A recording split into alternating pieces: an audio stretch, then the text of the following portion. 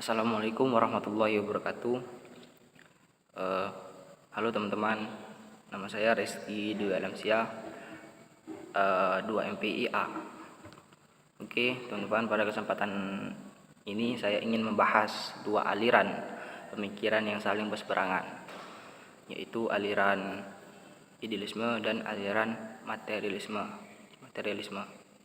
Yang pertama ingin saya bahas tentang idealisme. Idealisme ini pertama digawangi oleh Plato, kemudian diikuti oleh filsuf-filsuf setelahnya seperti Leibniz, Spinoza, Berkeley, Immanuel Kant, dan Hegel, dan banyak lagi yang lain sebagainya. Nah,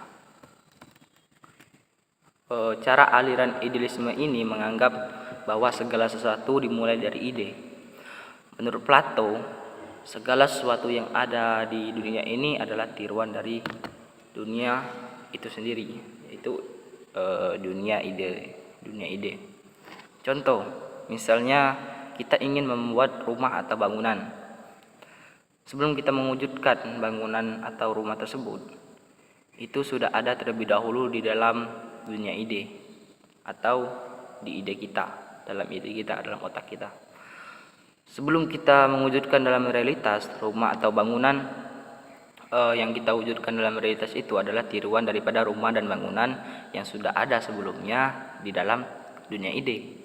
Nah, intinya dari aliran idealisme ini, ide menjadikan ide lebih utama daripada materi. Nah, dengan menyatakan bahwa ide, pikiran, akal, dan jiwa mewujudkan materi. Akal, ide, pikiran, dan jiwalah yang mewujudkan materi. Nah, itulah gambaran umum tentang idealisme. Selanjutnya yaitu tentang materialisme, aliran materialisme, yang dimana tokoh-tokoh dari aliran ini seperti Anaximenes, Anaximandros, Thales, Demokritus, Thomas Hobbes, Feuerbach, Karl Marx, dan masing-masing tokoh dan lain-lainnya. Masing-masing tokoh yang saya sebutkan tadi itu memiliki ciri-ciri materialisme sendiri. Seperti contohnya, misalnya Karl Marx dengan materialisme dialektik dan materialisme historisnya. Tetapi yang saya ingin bahas, saya tidak ingin membahas masing-masing aliran secara rinci. Saya akan membahas atau menggambarkan materialisme secara umum dalam perbandingan dengan idealisme.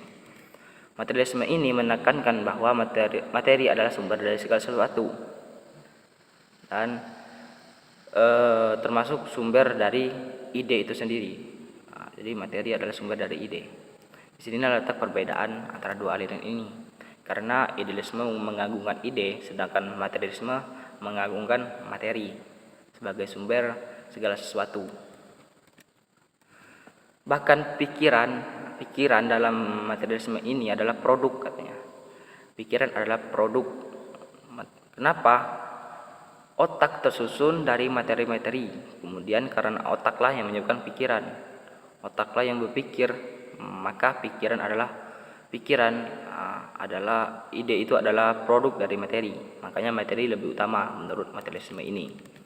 Nah, contoh lain yang saya sebutkan tadi seperti bangunan dan rumah. Kalau dalam idealisme, bangunan dan rumah itu adalah tiruan dari yang ada di dunia ide. Tapi materialisme tidak. Dalam materialisme, rumah dan bangunan itu adalah rangkaian dari materi-materi yang ada seperti kayu, paku, dan lain-lain sebagainya.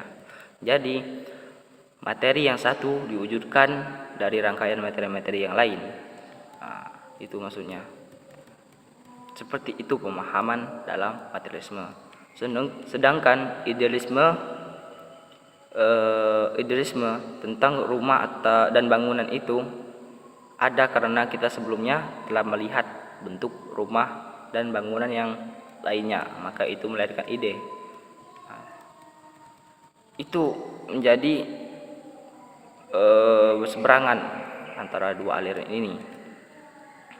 Nah, itu tadi pembahasan saya tentang idealisme dan materialisme. Keduanya ini saling berseberangan karena satunya menggunakan ide sebagai sumber untuk menunjukkan materi, yang satunya lagi mengatakan bahwa materilah sumber dari segala sesuatu. Jadi sangat berseberangan satu sama lain. Oke teman-teman, sekian penjelasan saya secara umum tentang idealisme dan materialisme. Mudah-mudahan ada manfaatnya. Saya minta maaf jika ada kekurangan atau kesalahan kata. Saya akhiri dengan mengucapkan alhamdulillahirabbil alamin. Assalamualaikum warahmatullahi wabarakatuh.